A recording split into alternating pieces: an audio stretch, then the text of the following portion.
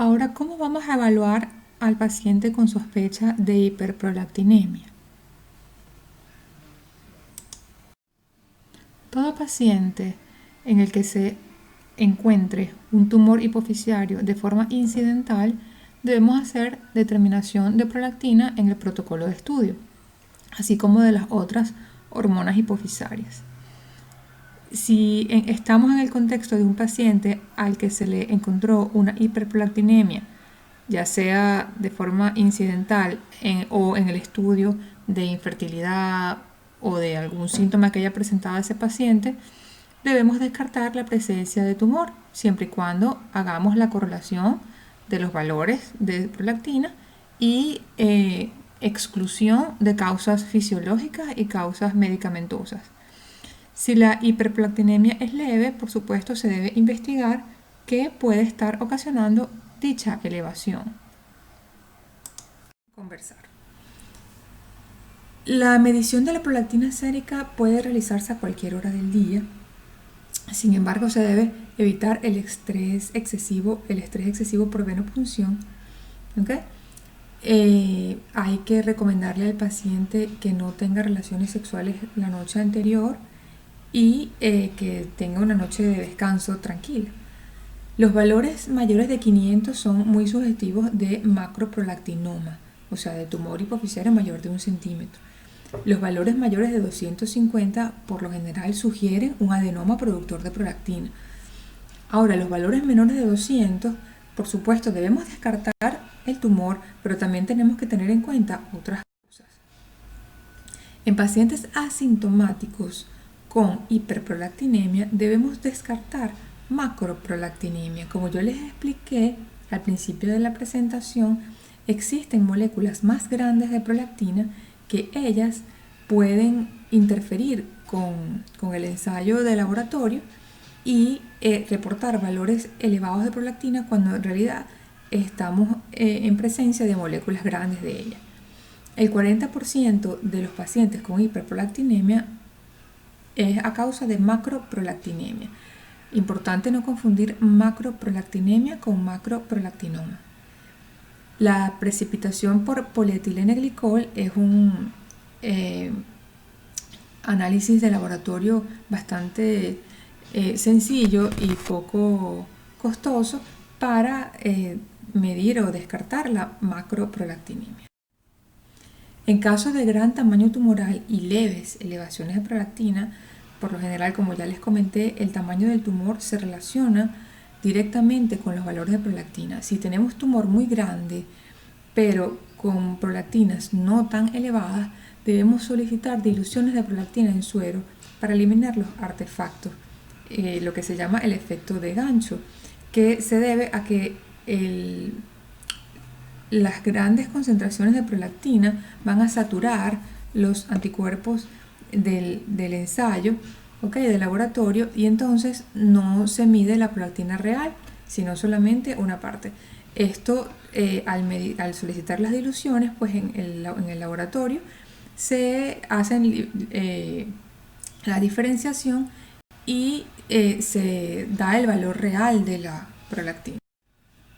Debemos hacer, por supuesto, una historia clínica exhaustiva, investigando anomalías del campo visual, agudeza visual, rinorraquia, cefalea, síntomas de diabetes insípida, hipopituitarismo e hipotiroidismo, historia sexual, menarquia, ciclos menstruales, fertilidad, líbido, potencia sexual, erecciones. Todo esto debemos investigarlo durante nuestra. Con respecto a la galactorrea, debemos hacer un interrogatorio exhaustivo y evaluación de las mamas. Además, hay que investigar si el paciente ha tenido fracturas patológicas o cambios posturales para que eso nos haga sospechar de la presencia de osteoporosis. Investigar el uso de medicamentos, drogas y tratamientos con estrógenos para descartar causas medicamentosas. Cuando estemos solicitando las pruebas de laboratorio, ya tenemos la sospecha clínica, debemos medir prolactina, gonadotropinas, que son FSH y LH, la TSH y T4 libre, testosterona en hombres, evaluar función hepática y renal, y solicitar prueba de embarazo en mujeres, ya que sabemos que la prolactina se eleva durante el embarazo. Se debe medir prolactina en toda mujer con amenorrea primaria o secundaria inexplicable. Los estudios demuestran hiperprolactinemia en el 20% de las pacientes sin galactorrea. Y los estudios imagenológicos pues se deben realizar cuando se sospeche la presencia de un tumor hipofisiario productor de prolactina. ¿Cuáles son las causas fisiológicas que debemos tener en cuenta? El coito, el embarazo, el ejercicio, el estrés, la lactancia y el sueño. Son causas fisiológicas de elevación de prolactina. Las causas patológicas, pues hay lesiones en el tallo hipotálamo hipofisario, ¿verdad? Todo esto lo tenemos que tener en cuenta. Causas hipofisarias como tumores productores de otras hormonas hipofisarias, cirugía, hiperprolactinemia idiopática, un macroadenoma, macroprolactinemia, prolactinoma, traumatismos. Y hay unas causas sistémicas de aumento de prolactina como la cirrosis, la crisis epiléptica, la enfermedad renal crónica, la irradiación craneal y el ovario poliquístico. Además, existen muchísimos fármacos que van a elevar los niveles de prolactina, como los anestésicos, los anticonvulsivantes como la fenitoína, antidepresivos como la fluoxetina, la amitriptilina y la clorimipramina, la cimetidina, ranitidina, el labetalol, reserpina, verapamilo, la fisostigmina, el haloperidol, uno de los más utilizados a nivel de gastroenterología, que es el levosulpiride y la domperidona, son causa muy frecuente de elevación de prolactina. El uso de anticonceptivos orales y la interrupción de ellos también son causa de hiperprolactinemia. Y así como otros neuropéptidos, la hormona liberadora de tirotropina para pruebas dinámicas que se utiliza, y otras drogas. Todo esto tenemos que tenerlo muy en cuenta a la hora de estudiar a nuestro paciente. Cuando tenemos el diagnóstico por laboratorio, vamos a proceder al estudio imagenológico y lo que vamos a solicitar es una resonancia magnética nuclear de silla turca con contraste endovenoso. Una vez que tenemos el diagnóstico, vamos a ver cómo va a ser el tratamiento de este paciente. Con respecto a la hiperprolactinemia inducida por drogas, debemos suspender el medicamento o indicar alguna alternativa por 3 días para realizar una nueva medición de prolactina. Siempre debemos considerar el riesgo-beneficio de suspender el medicamento, sobre todo con los pacientes que están en tratamiento con antipsicóticos. Entonces debemos tener muy en cuenta que no vamos a suspenderlo a la ligera, que hay que considerar las condiciones del paciente y orientarlo de la mejor manera. En caso de no poder suspender el medicamento y sospechar que la causa no sea medicamentosa, entonces realizamos una resonancia para confirmar el diagnóstico. El tratamiento del prolactinoma en la mayoría de los casos es farmacológico, es tratamiento médico.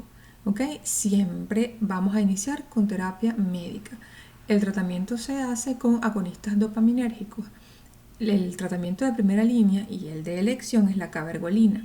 Es un agonista dopaminérgico no derivado del cornezuelo de centeno y la dosis se da 1 o 2 veces a la semana. Tiene menos efectos secundarios que la bromocriptina, que es el otro agonista dopaminérgico que tenemos disponible. Este medicamento va a reducir el tamaño del tumor y va a disminuir las concentraciones de prolactina, lo cual es muy beneficioso para nuestros pacientes. La dosis inicial es de 0,25 miligramos 2 veces a la semana y se puede aumentar a 0,5 miligramos 2 veces por semana. El otro agonista dopaminérgico es la bromocriptina, sin embargo este no es el tratamiento de elección, ya que tiene muchos efectos secundarios y además se ha descrito que no hay disminución del tamaño tumoral que sí se ha observado con la cabergolina. ¿Cómo vamos a hacer el seguimiento una vez iniciada la terapia farmacológica? Vamos a hacer la medición de niveles de prolactina al mes de haber iniciado el tratamiento. La resonancia magnética se va a repetir en 3 meses en caso de que sea un macroprolactinoma o en caso de que los niveles de prolactina estén en aumento o que no desciendan, o en caso de aparición de nuevos síntomas. Solo en esos casos vamos a repetir la resonancia en 3 meses. Si no, la resonancia se va a repetir en un año. O sea, si la evolución del paciente es buena y los niveles de prolactina van en descenso, entonces la resonancia se va a repetir en un año. Hay que evaluar el campo visual en caso de macroprolactinoma. Y el tratamiento con cabergolina se debe o se puede suspender luego de 2 años si ya no hay tumor visible en la resonancia y si no hay elevación de prolactina. Luego de suspender la terapia, vamos a hacer medición de prolactina cada 3 meses durante el primer año y luego una vez al año como control. Y la resonancia magnética solo se va a repetir en caso de nueva elevación de prolactina. En caso de prolactinomas resistentes al tratamiento médico, podemos aumentar dosis de cabergolina. La dosis máxima es de 4.5 miligramos por semana y diario se puede dar máximo 3 miligramos. Se ha descrito dosis de hasta 11 miligramos a la semana, sin embargo no se recomienda. Los tumores resistentes se consideran cuando no hay normalización de prolactina y cuando no hay reducción del 50% en el tamaño tumoral. En pacientes que persisten con síntomas y que no responden a la terapia con cabergolina o no toleran las dosis altas, entonces en ese momento es que vamos a considerar el tratamiento quirúrgico. Para los microadenomas, la cirugía transesfenoidal nos garantiza un éxito en el 85 al 90% siempre y cuando sea realizada por un cirujano experto. Y en los macroadenomas, la cirugía nos garantiza el éxito solo en el 25 al 50%. Entonces, solamente se reserva para tumores que no responden a la terapia médica. De igual forma, el tratamiento con radioterapia se va a indicar solamente cuando hay fallas en la cirugía y cuando hay tumores invasivos o tumores malignos. La radioterapia tiene como consecuencia afectación de la adenohipófisis en un 50 a 60% de los casos.